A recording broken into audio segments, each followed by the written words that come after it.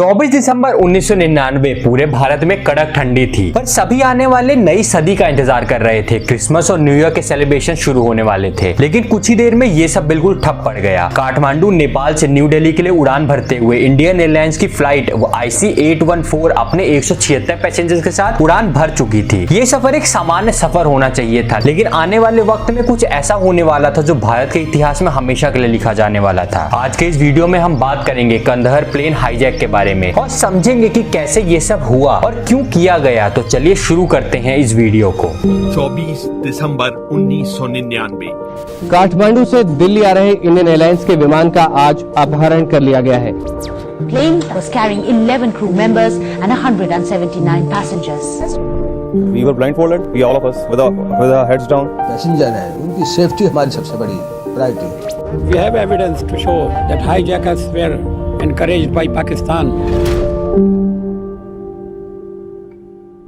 Flight IC814 ने काठमांडू से उड़ान भरी और सब कुछ ठीक चल रहा था। पैसेंजर्स अपने अपने काम में व्यस्त थे, कुछ लोग बुक्स पढ़ रहे थे, कुछ अपनी सीट पर सो रहे थे और कुछ अपने परिवारों से बात कर रहे थे। लेकिन कुछ ही देर में प्लेन के अंदर एक ऐसी स्थिति पैदा हुई जो किसी ने सोची भी नहीं थी। कॉकपिट के दरवाजे पर एक जोर से धक्का लगाया गया, जिसकी आवाज पूरे प्लेन में सुनाई दी गई। लेकिन लोगों को लगा कोई टर्बुलेंस होगा, इसलिए उन्होंने कोई ज्यादा ध्यान नहीं दिया। पर हथियारों से लैस 5 आदमी के 5 आतंकवादी कॉकपिट में घुस गए। पायलट और क्रू मेंबर्स को गन पॉइंट पर लेकर इन आतंकियों ने प्लेन को कंट्रोल में ले लिया। लेकिन एक बार प्लेन को कब्जे में लेने के बाद इंटरकॉम से एक आवाज आती है, लेडीज एंड जेंटलमैन, ये फ्लाइट अब हमारे कब्जे में है। एक हाईजैकर ने इंटरकॉम पर कहा। आवाज में इतना ठंडापन था कि पैसेंजर्स डर गए और अब पता नहीं था कि क्या होने वाला है। प्लेन का सफर अब सिर्फ एक सफर नहीं था, ये एक ऐसे रूट पर चल पड़ा था जहां मौत का डर हर मोड़ पर था। हाईजैकर जो हरकतें उल मुजाहिदीन से संबंधित थे, उन्होंने एक आम दिन को एक भयानक नाइटमेयर में तब्दील कर दिया। हाईजैकर्स की भारत सरकार से मांग थी कि वो 3 खतरनाक आतंकवादियों को रिहा करें। मौलाना मसूद अजहर, अहमद उमर सईद शेख और मुश्ताक अहमद जरगार। ये सिर्फ कैदी नहीं थे, ये कुछ ऐसे इंसान थे जिन्होंने दुनिया भर में टेरर फैलाने का इरादा रखा था। इन्हें रिहा करने का मतलब ये था कि फिर से खुले आसमान में इन्हें छोड़ देना, जहां से फिर ये दोबारा और ज्यादा बर्बादी ला सकते हैं। लेकिन हाईजैकर्स अपनी बात मनवाने के लिए किसी भी हद तक जा सकते थे और इनके रिहाई के साथ ही हाईजैकर्स ने इंडियन गवर्नमेंट से $200 मिलियन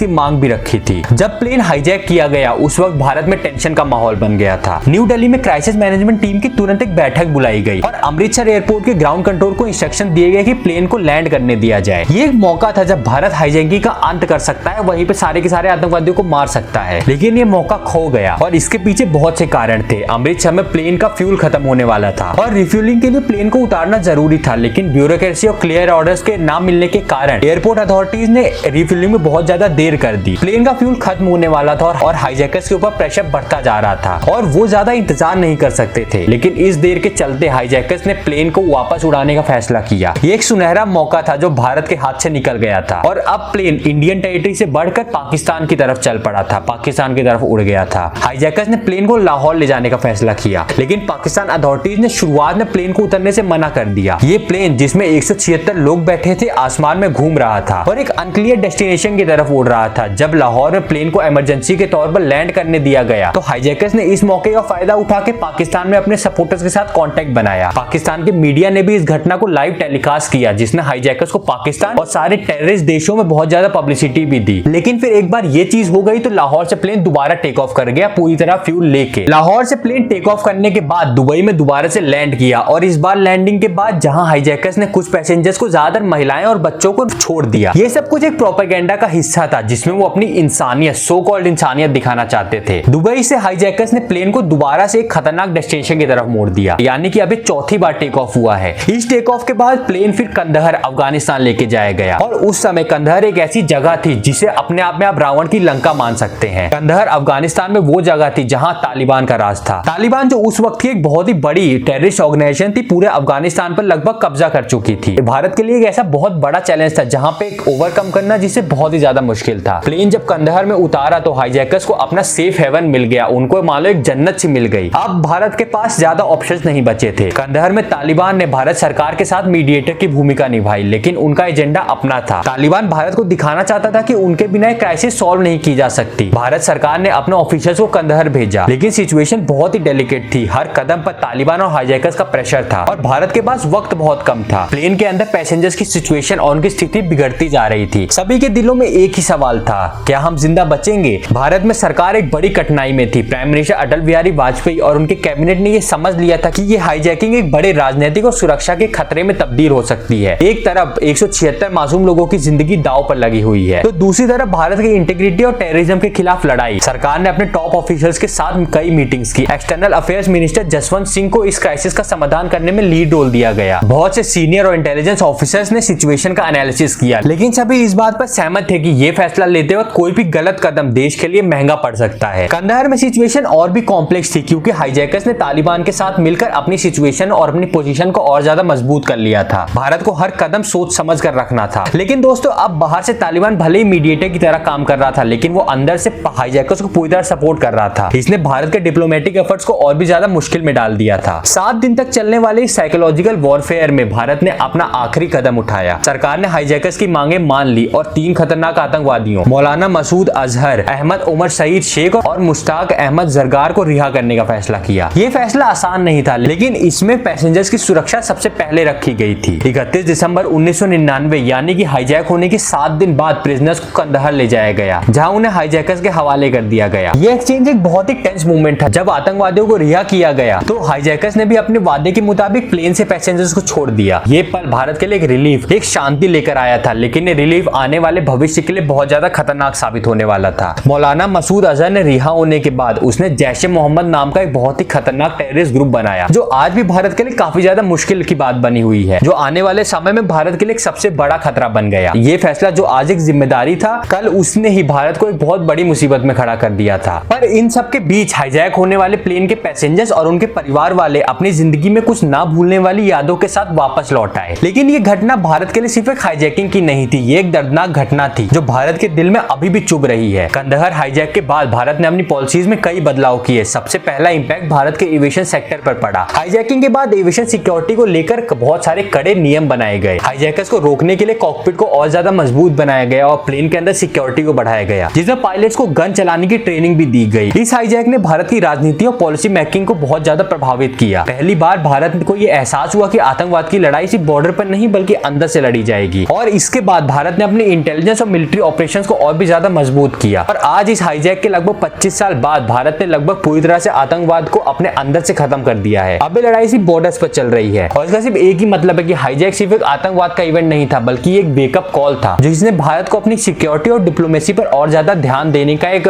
रिमाइंडर दिया था। तो दोस्तों, यही थी कहानी 1999 कंदहार प्लेन हाईजैक की। और दोस्तों, इसी के साथ अगर आपको यह जानना है कि इंडिया ने आने वाले समय में इस आतंकवाद से कैसे छुटकारा पाया और कैसे इसे कंट्रोल किया, तो आप उरी की सर्जिकल स्ट्राइक का वीडियो देख सकते हैं, जो अभी आपको अपनी स्क्रीन पर दिख रहा होगा। और अगर आपको ये वीडियो पसंद आया हो तो वो आपको और भी ज्यादा पसंद आएगा। दोस्तों, ऐसी और वीडियोस देखने के लिए चैनल सब्सक्राइब कीजिए और वीडियो को लाइक करना बिल्कुल मत भूलिएगा। फिर मिलते हैं ऐसे ही किसी और भी वीडियो में। तब तक के लिए जय हिंद, वंदे मातरम।